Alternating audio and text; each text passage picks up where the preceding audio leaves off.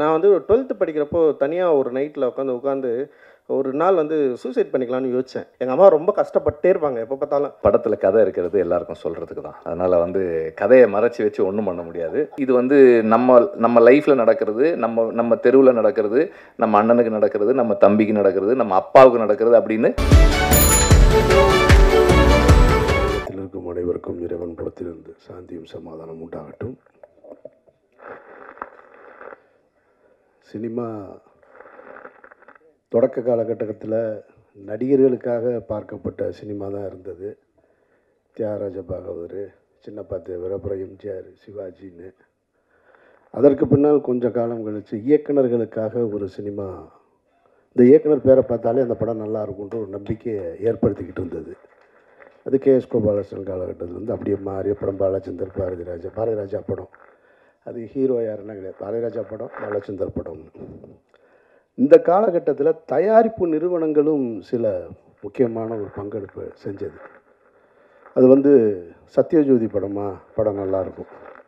Sathya movies வேறையாக இருக்கும், சத்யஜோதி வேறு. இப்போ ஏவிஎம்னா அது ஒரு கமர்ஷியல் சினிமாவாக இருக்கும், அந்த பிராண்டு வேறு. ஆனால் நல்ல படங்கள் வந்து இப்போ சத்யஜோதி இருக்கும், சூப்பர் குட் படம் அப்படின்னு. அது மாதிரி ஆஸ்கார் மூவிஸ்னு ஒரு கம்பெனி இருந்தது, எம் பாஸ்கர்னு ஒரு டைரக்டர். அவர் படங்கள் தீர்ப்புகள் திருத்தப்படலாம், தண்டிக்கப்பட்ட நியாயங்கள், பௌர்ணமி அலைகள், சூளம், இதெல்லாம் பண்ணியிருந்தார் அவர். அவர் வந்து ரஜினி சார் வச்சு பைரவி படம் கூட டைரக்ட் பண்ணார் அவர். அந்த கம்பெனியோட பேர் பார்த்த உடனே படம் நல்லா இருக்குன்னு தோணும். அதற்கு பின்னால் இப்போது அந்த இடத்த நீலம் ப்ரொடக்ஷன்ஸ் பிடிச்சிருக்கு.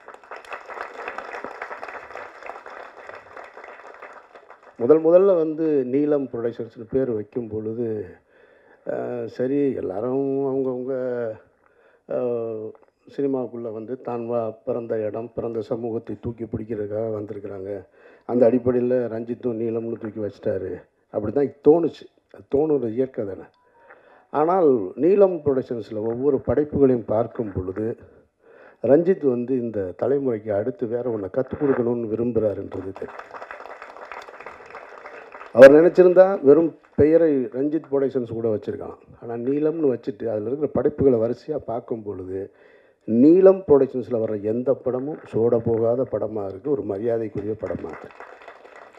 அந்த வகையில் தான் இந்த பாட்டில் ராதா அமைஞ்சிருக்கிறத நான் பார்க்குறேன். ரஞ்சித்துக்கு என்னுடைய வாழ்த்துக்கள். இதே நீலம் ப்ரொடக்ஷன்ஸ் நான் சாகிற வரைக்கும் இந்த பெருமையோடு இருக்கணும் அப்படின்றது என்னுடைய ஆசை. ஏன்னா இடையில எல்லாம் செய்வாங்கன்னா இந்த மாதிரி பேனர்ஸ்லாம் வந்து கடைசி காலகட்டத்தில் ஒரு சிக்கல் வரும்போது கண்ட கருமத்தையும் எடுத்துருவாங்க, கொஞ்சம் மாறிடுவாங்க. அப்படி ஒரு சூழலுக்கு போயிடக்கூடாதுன்னு இந்த குடியை பற்றிய படம் அப்படின்னோடனே நமக்கு முதல்ல எனக்கு நினைவுக்கு வர்றது, எம்ஜிஆர் சிஎம்மாக இருக்கும்போது ஒரு படம் எடுத்தார். தேங்காய் சீனிவாசன் அவர்கள் ஹீரோவாக நடித்து நான் குடித்து கொண்டே இருப்பேன் அப்படின்னு ஒரு படம். அது ஒரு பிரச்சார படம் மாதிரி பண்ணியிருந்தாங்க. ஆனால் அந்த படம் வந்து குடியின் தாக்கத்தை சொல்லிச்சா நமக்கு அப்படின்னு கேட்டால் அந்த படம் சொல்லலை. அப்படி ஒன்று அந்த படத்தை பார்த்துட்டு யாரும் திருந்தினானா அப்படின்னு கேட்டால் எனக்கு தெரிஞ்சு திருந்துறதுக்கு வாய்ப்பு இல்லை. அந்த படமும் அப்படி தான் இருந்துச்சு. அது தேங்காய் சீனிவாசன் போல் ஒரு சீனியர் நகைச்சுவை நடிக்கும்போது அது வந்து சேரலை. அதோட மேக்கிங் அன்றைய காலகட்டத்தில் வச்சு. அதுக்கு பின்னாடி நான் வந்து குடியை பற்றி ரொம்ப சிலாகிச்சு பார்த்த படம் 2016 ஸ்பிரிட்னு ஒரு மலையாள படம், மோகன்லால் சார் நடித்தது. அந்த படம் பார்த்துட்டு கருப்புள்ளியப்பன் தான் அந்த படம் பார்த்துட்டு ரொம்ப நல்லா இருக்குறீங்க பாருங்கன்னாரு. எனக்கு படம் பார்த்த உடனே அந்த படம் ரொம்ப பிடிச்சி போய் அந்த படத்தோட ரைட்ஸ் வாங்கிட்டேன். நான் போய் அந்த ரைட்ஸை வாங்கிட்டு ரீமேக் படம் பண்ணுற ஐடியாவே கிடையாது லைஃப்பில். எந்த கதையாக இருந்தாலும் நல்லதோ கெட்டதோ குப்பை கதையோ நம்ம கதையிலே எடுத்துருவோன்னு சரி முதல் முறையாக இந்த ஸ்பிரிட்டை வந்து ரீமேக் பண்ணலான்னு சொல்லிட்டு அதை வாங்கி வச்சுக்கிட்டு ஒவ்வொரு ஹீரோவாக அப்ரோச் பண்ணேன். எனக்கு தெரிஞ்ச எந்த ஹீரோ ஒத்துக்கலை. இவ்வளவு மோகன்லால் சாரை விட இவங்க யாரும் பெரிய ஹீரோக்கள் கிடையாது இங்கே இருக்கிறவங்க. அப்படி இருந்துமே அவர் பண்ணினதை இங்கே ஒத்துக்க தயாராக இல்லை. சரி, நான் அதை அப்படியே வச்சுட்டேன். சரி, அப்போ என்றைக்காவது நம்மளே நடிச்சுக்கிறோம் அந்த படத்தை அப்படின்னு முடிவு பண்ணிட்டு சரி இந்த பிரச்சனைலாம் முடியும் போது அதுக்கப்புறம் ஸ்டார்ட் பண்ணணும்னு அப்படியே காலம் கடந்து போயிட்டே இருந்துச்சு. இதுக்கிடையில் ஒரு 2-3 வருஷத்துக்கு முன்னாடி அதே மலையாளத்தில் வெள்ளம்னு ஒரு படம் வந்தது, ஜெயசூர்யா நடித்தது. ஒரு குடியோட கொடுமையை, ஒரு குடி நோயாளியை பற்றி. சரி, நான் அந்த படத்தை ஸ்பிரிட்டு தான் எடுக்கலை, இதை வாங்கி உடனே எடுத்துருவோம். ஏன்னா அதில் வந்து கொஞ்சம் மெஜஸ்டிக் லுக்கு ஸ்பிரிட்டில் மோகன்லால் சார் பண்ணது. இப்போ மோகன்லால் சார் பண்ணுனதை நம்ம போய் பண்ண முடியாது. ஒரு ஒரு பெரிய ஒரு ஸ்டைலாக இருக்கிற ஒரு ஒரு ஒரு எஜுகேட்டட் போல இருக்கிற ஒருத்தன் இருந்தால் தான் சரியாக இருக்கும். ஒரு பெரிய சிந்தனையாளன் குடிநோயாளியா எப்படி இருக்கான், அவன் தன்னை குடிநோயாளின்னு ஒத்துக்கிறானா இல்லையான்றது தான் அந்த படத்தோட கதை. இது கரெக்டாக இருந்துச்சு. வெள்ளம் ஜெயசூர்யானோடனே சரி நம்மள மாதிரி தான் தாடி இடி வச்சுருக்காருன்னா அந்த படத்தை வாங்கலான்னு போய் கேட்கும்போது, நான் போய் கேட்கும்போது வெள்ளத்துக்கு ஒரு காம்படிஷன் இருந்துச்சு, வேறு ஒருத்தர் யாரோ வாங்க போகிறாருன்னு. இதெல்லாம் எனக்கு வந்து குடி வந்து ரொம்ப அது தெரிஞ்ச விஷயம். கொஞ்சம் அப்படின்னு தப்பிட்டேன், இல்லைன்னா நானும் ஒரு பாட்டில் ராதா தான், அங்கேருந்து வந்தவன் தான் நான். அதனால் அந்த படத்தை எடுக்க முடியலன்னு அப்புறம் நானும் என்னோடய அசிஸ்டண்ட்டும் உட்காந்து இது ரெண்டுமே இல்லாமல் வேறு ஒன்று புதுசாக பண்ணலான்னு சொல்லிட்டு ஒரு கதை பண்ணணும். அது காரணம் என்னென்னா, எங்களோட ஃபேமிலியில் என்னோடய ஃபேமிலியில் ஒருத்தர் இருக்கான் இந்த மாதிரி. என்னோடய க்ளோஸ் ஃப்ரெண்டு ஒருத்தர் செந்தில்னு ஒரு நண்பன், இன்ஜினியரிங் காலேஜ் ஸ்டூடெண்ட்டு, ஸ்டேட்லேயே 6th வந்தவன். ஸ்டேட்லேயே 6th. அவன் நாசமாக போனது குடியில் தான், அதுலேருந்து மீளவே இல்லை. இது மாதிரி என்னோட பழகிய பல பேர் வந்து மீள முடியாத குடியின் அடிமையில் நின்று இருக்காங்க. என் காலேஜ் ஃப்ரெண்ட்ஸாக இருக்கட்டும், என்னோடய ஃபேமிலியில் ஒருத்தர் இருக்கான். அப்போ மதுரையில் நரிமேட்டில் ஒரு இதே மாதிரி டிஅடிக்ஷன் சென்டர் இருக்குது. அதை நடத்துகிறவனும் என் ஃப்ரெண்டு தான். அவன் முன்னாள் ட்ரக் அடிக்ட்டு, அவன் தான் நடத்துகிறாங்க. அந்த இடத்துக்கு தெரியும். அங்கே வந்து என்னோடய அந்த ரிலேட்டிவை கொண்டு போய் நான் சேர்த்துருக்கேன், அங்கே பார்த்துருக்கேன். அவன் சொல்கிறான் அவன் எப்படி இதை ஸ்டார்ட் பண்ணு. எனக்கு முதல்ல தெரியாது. நான் கொண்டு போய் சேர்க்கும்போது அவன் வந்து அமீரோட ரிலேட்டிவ்னு கொண்டு போய் சேர்த்துட்டோம். அவன் சொல்கிறான் என்னை தெரியல அவனுக்கு அப்படின்னா. தெரிலன்னா அவன் சொல்கிறான் ஒன்றா தான் நம்மளாம் குடிச்சிக்கிட்டு இருந்தோன்னு ஆரம்பித்து அவன் இந்த கதையை பூரா சொல்கிறான். என்னடா அண்ணே ரொம்ப மோசமாக போயிட்டேன், அதுக்கப்புறம் தான் இதை ஆரம்பித்தேன். அப்புறம் அதுக்கு இங்கே சைதாப்பேட்டையில் அதே மாதிரி ஒரு டிஅடிக்ஷன் சென்டர், அங்கேயும் நான் போயிருக்கேன் நான். அப்போ இதை வச்சு ஒரு கதை எழுதினேன். எழுதி வச்சாச்சு, பிகினிங் டு எண்டு. நானும் என்னோடய அசோசியேட் எழிலும் சேர்ந்து. அன்றைக்கி ரஞ்சித் கூப்பிட்டு இந்த படம் காமிக்கிறார், பார்த்து முடித்த உடனே தெரிஞ்சிச்சு அதை எடுக்க முடியாது அப்படின்னு. ஏன்னா அவ்வளவு சிறப்பாக எடுத்து முடிச்சிட்டாங்க பாட்டில் ராதாவில். இனி போய் நம்ம அதை எடுத்தோம்னா வேறு தான் எடுக்கணும். இனி போய் அதை எடுத்தோம்னா நான் வந்து தினகரனை பார்த்து எடுத்ததாக தான் இருக்கும் அந்த படம். அப்படி அமைஞ்சிருக்கு அந்த படம். எப்படி வந்து பாக்ஸிங்கில் வந்து இன்னொரு படம் எடுக்கலாமா அப்படின்னா அது சர்பேட்டை தான் ஞாபகத்துக்கு வரும். ஒரு மென்டல் அசைலம் இனிமேல் திருப்பி எடுக்கணும்னா சேது தான் ஞாபகத்துக்கு வரும். ஒரு தமிழ் தேசியவாதி ஒரு தீவிரவாதியை காட்டுக்குள்ளே கூப்பிட்டு போகணுன்னா அது விடுதலை தான் ஞாபகத்துக்கு வரும். ஒருத்தர் ஓடி போய் சற்றை இனிமேல் இறக்குனான்னா ரன்னு தான் ஞாபகத்துக்கு வரும். அதுபோல் டிஅடிக்ஷன் சென்டர்னு தமிழ் சினிமா ஒரு படம் வந்துச்சுன்னா அது இந்த படத்தை தான் ஞாபகம். அப்படி ஒரு படம் அது மிகச்சிறப்பாக. அதாவது ஒரு ஃபஸ்ட் ஹாஃபை வந்து இவ்வளவு அழகாக என்கேஜ் பண்ண முடியுமா? ஏன் இங்கே சொன்னவங்க ஏன் சரியாக சொல்லலைன்னு தெரில. இது ஒன்றும் பிரச்சார படம்லாம் கிடையாது. இது பிரச்சாரம்ன்ற வார்த்தை நீங்கள் யூஸ் பண்ண வேண்டியதே இல்லை. Complete entertainment. மாறன்லாம் பின்னிருக்காரு ஃபஸ்ட் ஹாஃபில் எக்ஸ்ட்ரானரியாக.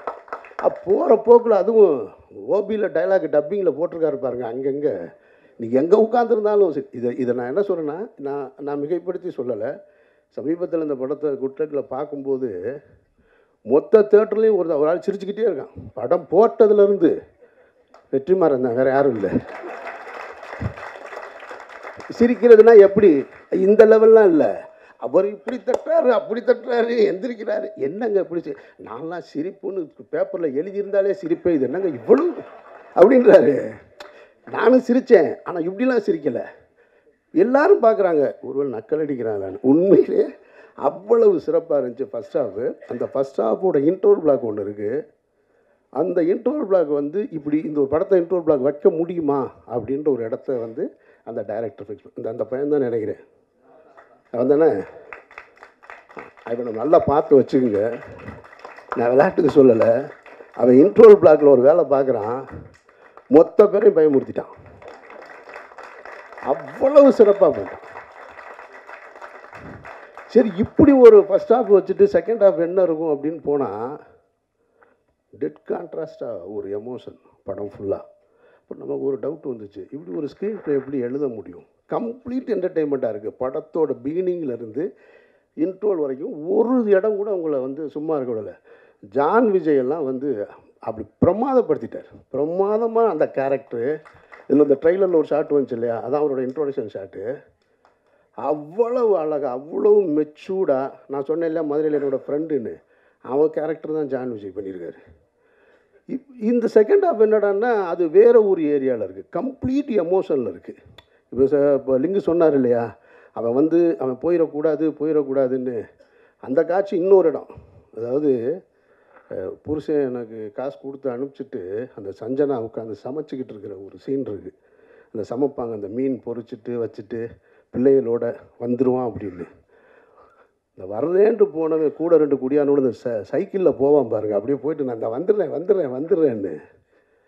அதெல்லாம் நான் பார்த்துருக்கேன், வாழ்ந்துருக்கேன், எல்லாமே தெரியும். இந்த கேரக்டர் இப்போது குரு சோமசுந்தரத்தை தவிர தமிழ் சினிமாவில் இந்த கேரக்டர் நடிக்கிறதுக்கு நடிகனே இல்லை. படத்தில் கதை இருக்கிறது எல்லாருக்கும் சொல்கிறதுக்கு தான். அதனால் கதையை மறைச்சி வச்சு ஒன்றும் பண்ண முடியாது. கதையை சொன்னால் தான் எல்லோரும் வருவாங்க. எனக்கு இந்த பாட்டில் ராதான்னு டைட்டில் அனௌன்ஸ் பண்ணதுலேருந்தே இந்த படத்தை நான் கவனிச்சிட்டு இருக்கேன். காரணம் என்னென்னா, என்னோடய அசிஸ்டண்ட் கார்த்தி அவர் ஒரு ஸ்கிரிப்ட் சொன்னார். அதை நம்ம ப்ரொடியூஸ் பண்ணலான்னு சொல்லி நான் பேசிகிட்டு இருந்தோம். அதுவும் இதே மாதிரி ஒரு ரீஹாபிலிட்டேஷன் சென்டர் பற்றின ஒரு ஸ்கிரிப்ட். நிறைய விஷயங்கள், நிறைய அதில் நான் நிறைய கற்றுக்கிட்ட விஷயங்கள் இருந்தது. அந்த ஸ்கிரிப்டை பற்றி பேசும்போதெல்லாம் நான் நிறைய கற்றுக்கிட்டது இருந்தது. அண்டு இந்த படம் பார்த்ததுக்கப்புறம் அமீர் சொன்ன மாதிரி தான், அந்த படம் பண்ண முடியாது. எல்லாருமே நம்ம எல்லாருமே ஏதோ ஒரு விதத்தில் ஏதோ ஒரு அடிக்ஷனுக்குள்ளே தான் இருக்கிறோம். இன்றைக்கி எல்லாருமே ஏதோ ஒரு அடிக்ஷனுக்குள்ளே இருக்கோம். எனக்கு ஆல்கஹால் அடிக்ஷன் இல்லை, பட் எனக்கு நிக்கோட்டின் அடிக்ஷன் இருந்தது. இன்றைக்கி நம்ம எல்லாருமே டிஜிட்டல் அடிக்ஷனில் இருக்கிறோம். ஒரு இன்ஸ்டாகிராமையோ அல்ல ஒரு யூடியூபையோ நம்ம ஸ்வைப் பண்ணும்போது we get a hit, we get a high, அந்த அடிக்ஷனில் இருக்கிறோம்.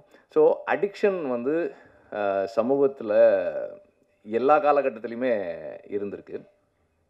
அது இல்லாத காலமே இல்லை. இன்றைக்கி ரொம்ப அதிகமாக இருக்குது. குறிப்பாக குடி நோய், அந்த டேர்ம் குடி நோயின்ற டேர்ம் எனக்கு கார்த்தி மூலமாக தான் தெரியும். அதை அண்டர்ஸ்டாண்ட் பண்ணுறது ரொம்ப முக்கியமாக. அவரும் சொன்னார், குடிக்கிறதுக்கும் குடி நோயாளியாக இருக்கிறதுக்குமான வித்தியாசம். அதை இது ரொம்ப அழகாக பேசுது. இப்போ ஒரு 25 வருஷத்துக்கு முன்னாடி, ஒரு 30 வருஷத்துக்கு முன்னாடினா, ஒரு ஊரில் அல்லது ஒரு தெரு இருக்குன்னா அதில் ஒரு 5 வீட்டில் இருக்கிற ஆண்கள் குடிப்பாங்க. ஒரு வீட்டில் இருக்கவர் இந்த மாதிரி குடி நோயாளியாக இருப்பார். இன்றைக்கி ஒரு தெருவில் ஒரு வீட்டில் இருக்கவர் குடிக்காமல் இருந்தாலே பெரிய விஷயமா இருக்குது. தெருவில் 10 குடிநோயாளிகள் இருக்கிறாங்க. இந்த காலகட்டத்தில் பாட்டில் ராதான்ற ஒரு படம் it is a very personal story, but it has got a strong socio political relevance. இந்த மாதிரியான படங்கள் பண்ணுறது ரொம்ப அவசியம்னு நினைக்கிறேன். ஒரு தனி மனிதனுடைய வாழ்க்கை it is a political expression தான். ஸோ அந்த அடிப்படையில் ஒரு தனி மனிதன் அவனுடைய குடிநோய்க்கு நம்ம எக்ஸ்கியூஸ் சொல்ல முடியாது, பட் இருந்தாலும் இன்றைய காலகட்டத்தில் இந்த படம் பேசுகிற அரசியல் ரொம்ப முக்கியமான அரசியலாக நான் பார்க்குறேன். ஒரு டி அடிக்ஷன் சென்டர் என்னவா ஃபங்க்ஷன் பண்ணுது, என்னவா இருக்குது, அதுக்குள்ளே இருக்கிற சிஸ்டம் என்ன, அது என்ன மாதிரி ஃபங்க்ஷன் பண்ணுது, அதுக்குள்ளே என்னெல்லாம் இருக்குது. அப்புறம் ஒரு ஃபேமிலி ஒருத்தர் ஒரு அடிக்டாக இருக்கிறதால, அது எந்த விதமான அடிக்ஷனாக இருந்தாலும் ஒருத்தர் ஒரு அடிக்டாக இருக்கிறதால அவரை சுற்றி இருக்கிறவங்க என்னெல்லாம் இழக்கிறாங்க, அவருடைய நண்பர்கள் என்ன ப்ராப்ளம்ஸ் ஃபேஸ் பண்ணுறாங்க, அந்த ஃபேமிலி என்ன ப்ராப்ளம்ஸ் ஃபேஸ் பண்ணுது, இதை ஒரு வாழ்க்கைக்கு பக்கத்தில் ஒரு இன்ட்ரெஸ்டிங்கான ஒரு ஃபில்மாக சொல்கிறது ஒரு பெரிய சேலஞ்ச். அதை ரொம்ப சக்ஸஸ்ஃபுல்லாக பண்ணியிருக்காங்க. இப்படி ஒரு அமீர் சொன்ன மாதிரி ஒரு என்கேஜிங்கான narrative. At the same time this is a film of positive possibilities. இது ரொம்ப ரொம்ப ஒரு பாசிட்டிவான ஃபில்ம். இதில் எல்லாருக்குமே ரிடெம்ஷன் இருக்குது. எவ்வளவு டார்க்னஸில் இருந்தாலும், நீங்கள் எவ்வளவு கீழே போனாலும் நாம் நினச்சா நம்ம அதிலிருந்து மீண்டு வந்துடலான்னு சொல்கிற ஒரு படம் இது. ரொம்ப முக்கியமான விஷயம். ஏன்னா எப்போவுமே நம்ம நிறைய சந்தர்ப்பங்களில் பார்க்குறோம், ஒரு நம்பிக்கை இந்த மாதிரி குடிநோயாளிகளோ இல்லை ஏதோ எந்த அடிக்ஷனில் இருந்தாலும் அவங்களுக்கு வந்து அந்த நம்பிக்கை போகும், நம்மளால் முடியுமா, நம்மளால் முடியாது, நம்மெல்லாம் எப்படி பண்ண போகிறோம். அப்போ அந்த அந்த அந்த ஆல்கஹாலிக் அனானிமஸில் அந்த ஓப்பன் ஷேரிங்னு ஒன்று சொல்லுவாங்க. அந்த ஓப்பன் ஷேரிங் தான் வந்து அவங்களுக்கு அந்த கான்ஃபிடென்ஸ் கொடுக்கும்னு சொல்லுவாங்க. ஸோ அந்த மாதிரி இந்த படமே வந்து ஒரு ஒரு குடிநோயாளியினுடைய ஓப்பன் ஷேரிங் தான் நினைக்கிறேன். So it is going to create a big impact in the society. At the same time இந்த படத்தினுடைய அந்த டெக்னிக்கல் ஆஸ்பெக்ட்ஸ் அப்புறமா இன்னொரு டைம் சொல்லலாம்னு நினைக்கிறேன். ஆனால் இந்த படத்தோட காஸ்டிங் பற்றி சொல்லி ஆகணும். இந்த படத்தில் இருக்கிற ஒவ்வொரு நடிகரும் வந்து இந்த படம் ஒரு சினிமா இல்லை, இது வந்து நம்ம லைஃப்பில் நடக்கிறது, நம்ம தெருவில் நடக்கிறது, நம்ம அண்ணனுக்கு நடக்கிறது, நம்ம தம்பிக்கு நடக்கிறது, நம்ம அப்பாவுக்கு நடக்கிறது அப்படின்னு நம்மளை உணர வைக்கக்கூடிய அளவுக்கு அவ்வளோ ரியலிஸ்டிக்காக இருக்குது காஸ்டிங். எல்லாருமே வந்து மிக பொருத்தமான சாய்ஸஸ். அங்கே அந்த ரீஹாபிலிட்டேஷன் சென்டரில் இருக்கிறவங்களா இருக்கட்டும், அந்த தெருவில் இருக்கிறவங்களா இருக்கட்டும், ஒவ்வொரு நடிகருமே வந்து அவ்வளோ பொருத்தமாக இருக்காங்க. அண்ட் எல்லாருமே அவ்வளோ கன்வின்சிங்காக அந்த ரோல்ஸ் பண்ணியிருக்காங்க. ஸ்பெசிஃபிக்காக சொல்லலை இவங்க அவங்கன்னு, பட் எல்லாருமே அவ்வளோ சிறப்பாக பண்ணியிருக்காங்க. இது அண்ட் பீயிங் அன் ஆடியோ லான்ச்ன்றதால மியூசிக்கும் நான் சொல்லிடுறேன். ஒரு ஒரு ஹார்ட் பீட் மாதிரி இருக்குது. எங்கேயுமே நம்ம வந்து அதை ஃபீல் பண்ண முடியல, ஆனால் அது இல்லைன்னா நமக்கு என்ன ப்ராப்ளம்ஸ் இருக்குமோ அந்த அளவுக்கு இருக்குது. பேக்ரவுண்ட் ஸ்கோரு பியூட்டிஃபுல்லாக பண்ணியிருக்காரு. சாங்ஸ் நம்ம கேட்டோம், நல்லாயிருக்கு. ஒவ்வொருத்தருமே அவங்க ஜாபை சரியாக செஞ்சுருக்காங்க. அது வந்து அது டைரக்டரோட கிரெடிட் தான். Exceptional work as a writer and as a film maker. ஏன்னா ஒரு கன்ஃபைன்டு ஸ்பேஸ்க்குள்ளே ஆடியன்ஸை என்கேஜ் பண்ணுறது, இன்றைக்கி இருக்கிற நிலைமையில் ஆடியன்ஸை என்கேஜ் பண்ணி வைக்கிறதும் அவங்கள எமோஷ்னலாக மூவ் பண்ணுறதும் வந்து ஒரு பெரிய சேலஞ்ச். அது வந்து ரொம்ப சக்ஸஸ்ஃபுல்லாக பண்ணியிருக்காங்க. I was very engage. Ameer சொன்ன மாதிரி நான் ரொம்ப என்கேஜாக இருந்தேன் இந்த படத்தில். அண்ட் ஒவ்வொரு கேரக்டரும் அவங்களோட எனக்கு உணர்வுபூர்வமான ஒரு ஒரு கனெக்ட் இருந்தது. எல்லாத்துலேயும் ஏதோ ஒரு இடத்துல என்னுடைய நண்பர்களையோ என்னையோ அல்லது எனக்கு தெரிஞ்சவங்களையோ நான் என்னால் பார்க்க முடிஞ்சுது. அது அந்த ஒய்ஃபாக இருக்கட்டும், அந்த குழந்தைகளாக இருக்கட்டும், அந்த அந்த அந்த பாட்டில் ராதான்ற கேரக்டராக இருக்கட்டும், அவனோட ஃப்ரெண்ட்ஸாக இருக்கட்டும், எல்லாருலேயுமே வந்து ஏதோ ஒரு இடத்துல நான் வாழ்க்கையில் சந்தித்த நபர்களை என்னால் பார்க்க முடிஞ்சுது. அந்த அளவில் அந்த writer and the director have succeeded. And இப்படி ஒரு படத்தை ப்ரொடியூஸ் பண்ணதுக்கு முதல்ல பலூன் பிக்சர்ஸுக்கும் ரஞ்சித்துக்கும் என்னுடைய பாராட்டுக்கள். இது வந்து இந்த மாதிரி ஃபில்ம்ஸ் வந்து ஸ்டார்ட் பண்ணும்போதே வந்து இது மெயின் ஸ்ட்ரீம் இல்லையே அப்படின்ட்டுருவாங்க. ஆனால் மெயின் ஸ்ட்ரீமுடைய biggest factor is identifiable element. இதில் இருக்கிற அந்த எல்லாத்தையுமே நம்ம வந்து இந்த கதாபாத்திரங்களை நாம் எவ்வளோ ஐடென்டிஃபை பண்ணிக்கிறோன்றது தான் இந்த படத்தினுடைய சக்ஸஸாக இருக்கும்ன்றதை நான் உறுதியாக நம்புகிறேன். நன்றி. ரொம்ப சந்தோஷம், மகிழ்ச்சி உங்களை எல்லாரும் பாட்டில் ராதா அப்படின்ற ஒரு நிகழ்வில் சந்திக்கிறதுல. அண்ட் வந்து ஆக்சுவலி தினகரன் வந்து பயங்கர பிளஸ்டுன்னு நினைக்கிறேன்.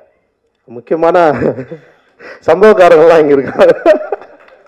அவங்களாம் படம் பார்த்துட்டு வந்து தினகரனை விஷ் பண்ணுறது, குறிப்பாக எனக்கு வந்து தமிழ் சினிமாவை வந்து வேறு மாதிரி மாற்றி விட்டவங்க இங்கே வந்து இருக்கிறது, அதுவும் படம் ரிலீஸ் முன்னாடியே வந்து தினகரை ப்ளஸ் பண்ணுறது அப்படின்றது வந்து ரொம்ப சந்தோஷம். நன்றி sir. Thank you. Lingusamy sir, Ameer sir, Vetri அண்ணா, மிஸ்கின் அண்ணா, அவங்களெல்லாம் பற்றி பேசி தான் நாங்கள் சினிமாவுக்குள்ளே வந்தோம். நான், தினகர், ஜெய் இருக்கான், 3 பேருமே காலேஜில் படிக்கிறப்பவே வந்து எங்களுக்குள்ளே வந்து இதை பற்றின நிறைய டிஸ்கஷன் இருக்கும். பருத்தி வீரனாக இருக்கட்டும், லைக் வந்து ரன்னாக இருக்கட்டும், அண்ட் வந்து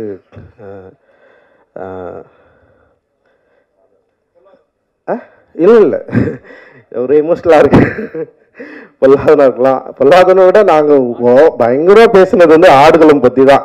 ஆடுகளம்ல இருக்கிற அந்த கேரக்டர் கிளைமேக்ஸு, அவன் ஏன் வந்து கத்தி அவன் குட்டான், அவன் சருணானா இல்லையா, இல்லை வந்து அவன் ஏன் செத்தான் அப்படின்றதுக்கு நான் ஒரு கிளைமேக்ஸ் சொன்னேன். நான் அந்த பேட்டைக்காரன் ஏன் வந்து செத்து போயிடுறான் அப்படின்னா, நான் என்ன சொன்னேன்னா, பேட்டைக்காரன் சாவலைன்னா உயிரோட தான் அவன் கொண்டு வாண்டா அவனை அப்படின்னு நான் சொன்னேன். அவன் ஏதோ, ஆனால் இவனு என்ன சொன்னாங்கன்னா பேட்டைக்காரன் கடைசியில் திருந்துடுறான் அப்படின்னு சொன்னாங்க. நான் சொன்னேன் சத்தியமாக அவன் திருந்த மாட்டான் அப்படின்னு நான் ஒன்று சொன்னேன். அண்ட் வந்து அஞ்சாத இருக்கட்டும், அண்ட் வந்து ஓனாய் மாட்டிக்குட்டியும் அவருடைய சினிமாக்களில் அந்த மனித உணர்வுகளில் குறிப்பாக வந்து ஒரு திருநங்கை கேரக்டரை வந்து அவர் பயன்படுத்தி அப்படி பேச வச்சார்ல, அந்த ஒரு நிமிஷம் ஒரு 2 நிமிஷம் கதை இருக்கும், ஒரு பயங்கரமாக எமோட்டான நான். ஸோ இவ்வளோ இன்ஸ்பயரான ஒரு அண்ணன்களுக்கு முன்னாடி, இயக்குநர்களுக்கு முன்னாடி அவங்கள பார்த்து இன்ஸ்பயர் ஆகி நாங்களும் படம் எடுக்கும் வரணும்னு சொல்லிட்டு ஃபஸ்ட்டு நான் வந்துட்டேன். காலேஜில் நான், ராஜா, ஜெய், தினகர் எல்லாருமே வந்து ஒரே இயர்மெட்டில் இருந்தால் நிறைய பேர் வந்தாங்க எங்களோட சேர்ந்து. ஸோ நான் வந்து ஃபர்ஸ்ட் டைரக்டர் ஆகிட்டேன். அண்டு 2வது ஜெய்யானா, 3வது வந்து தினகர் வந்திருக்கான் இப்போது. அண்ட் ராஜா வந்து ஆர்ட் டைரக்டராக இருக்கான். ஸோ எங்களுக்கு வந்து உண்மையிலேயே இது ரொம்ப சந்தோஷமான, ரொம்ப மகிழ்ச்சியான மேடை. ஸோ நான் அவங்க 2 பேரையும் வந்து ரொம்ப கெஞ்சி கேட்டுக்கிட்டேன், படம் பண்ணாதீங்கடா, அனிமேட்டர் ஆகும்டா, அனிமேஷன் டைரக்டர் ஆகும்டா, அனிமேட் படம் பண்ணுங்கடா, இது பயங்கரமான வேர்ல்டு, அதுக்குள்ளே போங்கன்னு சொல்லிட்டு நான் எவ்வளோ புஷ் பண்ணேன். ஆனால் அவனுங்க வந்து இல்லை தமிழ் சினிமாவில் வந்து இயக்குநர்களுக்கு தான் வந்து ஒரு ஸ்டார் அந்தஸ்து இருக்குது, அதனால் அவர் வந்து ரொம்ப முடியாமல் வந்துட்டானுங்க. ஆனால் அவனுக்கு வந்தோடனே எனக்கு பயமாயிடுச்சு, வந்து உடனே என்கிட்ட தான் அசிஸ்டன்ட் டைரக்டர் சேருன்னு சொல்லிட்டு வந்துட்டானுங்க. இப்போ நான் வந்து ரொம்ப என்னென்னா அசிஸ்டன்ட் டைரக்டர் ஃப்ரெண்டுன்னு சொல்லிட்டு அது ஒரு இது எடுத்துக்கக்கூடாதுன்னு நான் கொஞ்சம் பயந்தேன். நான் ஒரு ஃப்ரெண்டுன்னு சொல்லிட்டு அவங்க உள்ளே வந்து ஏற்கனவே ஒர்க் பண்ணுற அசிஸ்டன்ட் டைரக்டர்ஸை, கோ டைரக்டர்ஸை டிஸ்டர்ப் பண்ணக்கூடாது, அந்த மாதிரி இன்ஃப்ளூயன்ஸ் இவங்க பண்ணக்கூடாதுன்னு சொல்லிட்டு அவங்கள ரொம்ப அசிஸ்டன்ட் டைரக்டராகவே ட்ரீட் பண்ணேன், ஃப்ரெண்டாகவே ட்ரீட் பண்ணல. அதுக்கப்புறம் கிட்டத்தட்ட ஒரு 5-6 வருஷம் எங்கள் ஃப்ரெண்ட்ஷிப்பே காணாமல் போயிடுச்சு. நாங்கள் பேசிக்கிறதே இல்லை, பேசிக்கவே மாட்டோம். அவன் பாட்டுன்னு வருவானுங்க, ஒர்க் பண்ணுவானுங்க, போவானுங்க. அப்புறம் வந்து வேலையில் ரொம்ப கருணையற்று இருந்தேன் நான். அதனால் அவனுங்க ரொம்ப பயந்து தான் வேலை செஞ்சானுங்க. ஆனால் பயங்கர எஃபோர்ட் போட்டானுங்க. நிச்சயமாக என்னுடைய மற்ற உதவி இயக்குநர்கள் எந்த அளவுக்கு சிரத்தையோடு என்னுடைய வெற்றிக்கு, என்னுடைய திரைப்படத்துக்கு பாடுபட்டார்களோ அதே போல் வந்து பாடுபட்டவர்கள் தான் இந்த 2 பேருமே. ஸோ என்னுடைய உதவி இயக்குநர்களும் இன்றைக்கி வந்து படம் பண்ணிட்டு இருக்கிறப்போ என்னுடைய நண்பர்களாக, என்னோடய உதவி இயக்குநர்களாக அவங்களும் இன்றைக்கி வந்து படம் பண்ணுறாங்க, படம் பண்ண போகிறாங்க. அண்டு இதை பார்க்குறப்போ வந்து உண்மையிலேயே வந்து ரொம்ப சந்தோஷமாக இருக்குது. அண்டு ஸோ அப்புறம் நீலமில் படம் பண்ணுறது வந்து ரொம்ப ஈஸின்னு சில பேர் யோசிக்கலாம், இந்த மாதிரி கண்டென்ட்னா நீலமில் பண்ணிடலான்னு சொல்லிட்டு. ஆனால் கதையை எடுத்துன்னு வந்து கொடுக்குறவங்களுக்கு தான் தெரியும், ஒவ்வொரு முறையும் படிச்சுட்டு கரெக்ஷன் சொல்லி டென்ஷன் ஆகிடுவானுங்க அவனுங்களே. சில பேர்லாம் வந்து இதுதான் ஃபைனல்னு சொல்லிட்டு சண்டை போடுற அளவுக்குலாம் போயிடுவானுங்க. அந்த மாதிரி தான் வந்து ஒவ்வொரு முறையும் வந்து படிச்சுட்டு இது ஒர்க் ஆகலைன்னா ஒர்க் ஆகலை, ஒர்க் ஆகுனா ஒர்க் ஆகுது. ஆனால் எல்லா ஸ்கிரிப்டும் முடிஞ்ச அளவுக்கு நானே படித்து நானே வந்து அதுக்குள்ளே ஒர்க் பண்ணுவேன். ஸோ இதில் வந்து இது வந்து ஒர்க் ஆகலைன்றது வந்து செகண்ட்ரி. பட் ஆனால் இது மூலமாக நம்ம என்ன சொல்ல வரோம், நம்ம என்ன பேசுகிறோம் சொசைட்டிக்கு. சினிமா அப்படின்றது வந்து நான் வந்து உண்மையிலேயே வந்து ஒரு என்டர்டெயின்மெண்ட் மீடியமாக நான் பார்த்து உள்ளே வரல. எனக்கு அப்படி ஒரு சினிமாவுக்குள்ளும் பெரிய பரிச்சயமும் இல்லை. நான் பார்த்ததெல்லாம் வந்து நான் நேசித்த திரைப்படங்கள் எல்லாமே மனித உணர்வுகளையும் இந்த சமூகத்தின் மீதும் பெரிய அக்கறை கொண்ட திரைப்படங்கள் தான் என்னை பயங்கரமாக என்னை பாதிச்சுது. அந்த பாதிப்பிலிருந்து தான் நான் சினிமா எடுக்க வந்தேன். ஸோ என்னோடய நீலம் ப்ரொடக்ஷனும் ஸோ அது மாதிரி இருக்கணும். ஸோ என்னோட இந்த உணர்வை சரியாக புரிந்து கொண்டவர்கள் என்னோட சேர்ந்து நிறைய பேர் வந்து ஒர்க் பண்ணிருக்காங்க, நிறைய பேர் வந்து இணை தயாரிப்பாக வந்து சேர்ந்துருக்காங்க. அந்த வகையில் வந்து நந்தகுமார் சார் தொடர்ந்து என்கிட்ட பேசிட்டே இருந்தார். ஸோ அப்படி தான் வந்து நான் அவர்கிட்ட வந்து ஒரு 2 தினகர் தான் வந்து டைரக்டர் முடிவானதுக்கப்புறம் ஒரு 2 கதை வந்து அவங்களுக்கு வந்து அனுப்பிச்சி வச்சேன். ஸோ அதில் வந்து பாட்டில் ராதாவை பண்ணலான்னு சொல்லிட்டு அவங்களும் முடிவு பண்ணாங்க, நானுமே முடிவு பண்ணேன். ஸோ அப்படி தான் இது எடுக்கப்பட்டது. ஸோ தினகர் மேலே எனக்கு கொஞ்சம் பயம்தான் இருந்தது, ஏன்னா அவன் ஷார்ட் ஃபிலிமை பார்த்து பயந்தவன் நான். ஜெய் மேலே எனக்கு அந்த பயம் இல்லை, ஏன்னா ஜெய் வந்து ஒரு டாக்குமெண்ட்ரி பண்ணியிருந்தான், பிவேர் ஆஃப் டாக்ஸ்ன்னு சொல்லிட்டு. பயங்கர அட்டகாசமான ஒரு படம் அது. நான் அவங்ககிட்ட வந்து நீ இப்படி ஒரு ராவா ஆகிடுறான்னா அவன் வந்து பயங்கர என்டர்டெயினாக வந்து ப்ளூ ஸ்டார்னு ஒன்று எடுத்துட்டான். இவன் வந்து எப்படின்னா பயங்கர லவ், ஒரு என்டர்டெயினாக தான் இருப்பான் அப்படின்னு பார்த்தா இவன் பயங்கர எமோஷ்னலான ஒரு படம் எடுத்துன்னு வந்திருக்கான். டோட்டல் கான்ட்ராஸ்ட் 2 பேருமே. அண்ட் வந்து தினர் ஃபஸ்ட் டைம் வந்து நான் படம் பார்த்து முடிச்சதுன்னே வந்து பார்த்தா வெல் எக்யூப்டு ஒரு படமாக அது இருந்தது. டெக்னிக்கலாகவும் சரி, ஆர்டிஸ்ட்டு நடித்தது, ஸோ இதெல்லாம் ரொம்ப என்ஜாய் பண்ணேன். ஏன்னா அவனுடைய ஃபஸ்ட்டு ஷார்ட் ஃபிலிம் பார்த்துட்டு பயங்கர கொடூரமாக இருந்தது. அப்புறம் அவர் டைரக்டராக எவ்வளோ கொடூரக்காரனாக இருந்தான்னு அவனை பற்றி எல்லாருமே சொல்லிட்டு இருந்தாங்க. நடிக்க தெரியாத ஒரு சின்ன பையனை வந்து கொடுமைப்படுத்தியிருக்கான் அவன். அதை பற்றிலாம் என்கிட்ட சொன்னாங்க, எனக்கு கேட்டு சிரிச்சிட்டு இருந்தோம் நாங்கள். அந்த கதை வந்து பயங்கரமான கதை. அந்த ஷார்ட் ஃபிலிம் வந்து ஓகேவான ஷார்ட் ஃபிலிம் தான், அப்படி முடிஞ்சிருக்கோம். பட் ஆனால் வந்து அதை எடுத்த விதம் வந்து பற்றி பேசி பயங்கரமாக சிரிச்சுட்டு ஜெய் வந்து ஓடி வந்துட்டான். ஒரு நாள் தான் வேலை செஞ்சேன், ஒரு நாள் 2 நாள் வேலை செஞ்சு ஓடி வந்துட்டான். அவங்க கூடலாம் எவடா வேலை செய்வான்.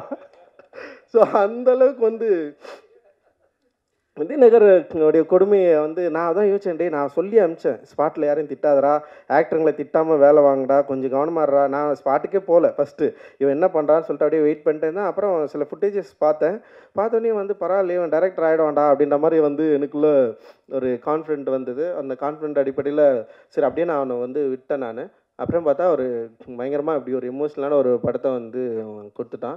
அண்ட் வந்து உண்மையிலேயே எனக்கு ரொம்ப சந்தோஷமாக இருந்தது.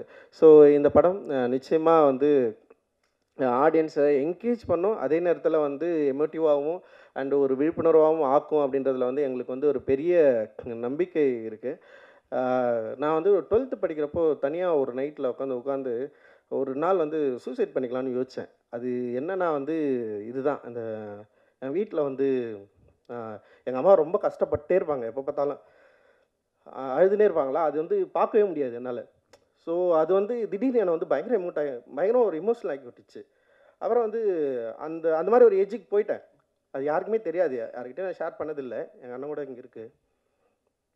ஸோ அது வந்து எவ்வளோ கொடுமையானதுன்றதை வந்து நேரடியாக நின்று அனுபவித்தவன். ஸோ இவன் வந்து ஒரு ஸ்கிரிப்ட் அப்படி எடுத்து வந்து கொடுத்தவனே நான் அதை படித்து வந்து எனக்கு பயங்கரமாக என்ஜாய் பண்ணேன். நான் எப்போ அவன் இதை எழுதுனான், எப்படி இந்த லாங்குவேஜை பிடிச்சான், எப்படி இதை பேசுகிறத வந்து அவன் வந்து அந்த டயலாக்ஸை எப்படி, அந்த நுவான்சஸை எப்படி வந்து பிடிச்சான். அண்ட் வந்து அதில் வந்து அஞ்சலை இருக்குதுல்ல, அஞ்சலை தான் என் அம்மா. நான் என்னுடைய ஆசையே என்னன்னா, என் அம்மா வந்து கஷ்டப்பட்ட மாதிரி என் பொண்டாட்டி கஷ்டப்படக்கூடாது, என் பிள்ளைங்க கஷ்டப்படக்கூடாது. அதுதான் நான் வந்து பயங்கரமாக, ஏன்னா ஊரில் ஒரு கொண்டாட்டம், ஒரு திருவிழானா எல்லார் வீடும் சந்தோஷமாக இருக்கும். ஆனால் எங்கள் அப்பா எங்களை பயங்கர சந்தோஷமாக, எங்கள் அப்பா மாதிரி எங்களை வளர்த்துறது கிடையாது, யார் வீட்டாண்ட போய் எங்களை நிற்க வச்சது கிடையாது. சாப்பாடுக்கும் சரி படிப்புக்கும் சரி பயங்கரமாக பார்த்துப்பார். எங்களோட ட்ரெஸ் எல்லாம் வந்து எங்கள் அப்பா அவ்வளோ எங்களை பற்றி யோசிப்பார், கல்வியை பற்றி எல்லாத்தையும் பற்றி யோசிப்பார். ஆனால் குடின்னு வரப்போ வந்து அவர் இழந்துருவார் எங்கள் அப்பா. ஆனால் கடைசி காலத்தில் அவர் வாழணும்னு நினச்சார். நான் ஒரு பொசிஷன் வந்ததுக்கப்புறம் நான் இன்னும் கொஞ்ச நாள் நான் உயிரோடு இருக்கணும்டா அப்படின்னு ஆசைப்பட்டார். பட் அவருடைய லிவர் ஃபெயிலியரில் தான் அப்பா வந்து இறந்துட்டார். அது ஆக்சுவலி வந்து ஒரு 6 months டைம் கொடுத்தாங்க, பார்த்தா 1 வீக்லேயே வந்து இறந்துட்டார். ஸோ அது ரொம்ப ஒரு கவலையான ஒரு விஷயமா எனக்கு இருந்தது. ஆனால் தெரில, நான் அந்த டைமில் எங்கள் வீட்டில் வந்து ஒரு ஜிம் மாதிரி செஞ்சு வச்சுருந்தோம். இந்த இடத்துல உட்காந்து ஒரு இருட்டில் வந்து நான் தனியாக உட்காந்து யோசிச்சுட்டு இருந்தேன். பட் ஆனால் அதுக்கப்புறம் வந்து நான் எப்படி அதுலேருந்து மீண்டு வந்தேன்னு எனக்கு தெரில, வெறும் அந்த நிமிஷம் மட்டும் எனக்கு ஞாபகம் இருக்குது. ஸோ அதுக்கப்புறம் நான் பொதுவாக எங்கள் வீட்டில் அதிகமாக இல்லை, எங்கள் அப்பாவுடைய ஸோ இந்த மாதிரியான பிரச்சனைகள் அதிகமாக ஹேண்டில் பண்ணது வந்து எங்கள் அம்மா, எங்கள் அண்ணன், என் தம்பி, இவங்க தான் வந்து பயங்கரமாக அதுக்குள்ளே இருந்தாங்க. நான் வந்து பொதுவாக வீட்டிலேயே இருக்க மாட்டேன், வெளியிலே தான் இருந்தேன் நான் படித்ததுலேருந்து எல்லாமே. ஸோ அதனால் வந்து ஓரளவுக்கு நான் தப்பிச்சு தான் இருந்தேன் நான். பட் ஆனால் வந்து அந்த எமோஷனை என்னால் படிக்க முடிஞ்சுது. நாட் ஒன்லி என்னோடய அப்பா, தினரோட அப்பா கூட சொல்லலாம். லைக் நிறைய பேரை நாங்கள் அப்படி கிட்டேருந்து பார்த்துருக்குறோம். அண்ட் வந்து இது குடி நோயின்றதை வந்து அண்டர்ஸ்டாண்ட் பண்ணுறதுக்கே வந்து ரொம்ப நாள் ஆச்சு. குடிகாரங்களை பார்த்தா நமக்கு வந்து கோவம் வரும், ஏன் இப்படி பண்ணுறாங்கன்னா அப்படி கிடையாது. அது ஒரு நோய், ஒரு ஹேபிட்டாக மாறி வந்து அவங்க வந்து அவங்கள இழந்து அவங்க எப்படி வந்து ரியாக்ட் பண்ணுறாங்கன்றத வந்து சம்டைம்ஸ் வந்து நம்ம அதை அண்டர்ஸ்டாண்ட் பண்ணிக்கிறதுக்கே ரொம்ப டைம் எடுக்கும். ஸோ அப்படி ஒரு படத்தை நம்ம எடுக்கிறோம், அப்படி ஒரு படத்தை வந்து நம்ம வந்து ஹேண்டில் பண்ணுறோம், இது கரெக்டாக கொண்டு போய் சேர்க்கணும் அப்படின்ற ஒரு பயம் இருந்தது. ஆனால் இன்றைக்கி தேதியில் வந்து சின்ன படங்களை கொண்டு வந்து தியேட்டரில் சேர்க்கறது வந்து மிகப்பெரிய சவாலாக இருக்குது. அண்ட் ஓடிடிலையும் வந்து இந்த படத்தை வந்து விற்கிறதுங்களும் வந்து பயங்கர சவாலான ஒரு இடத்த நோக்கி நகர்ந்துருக்கு.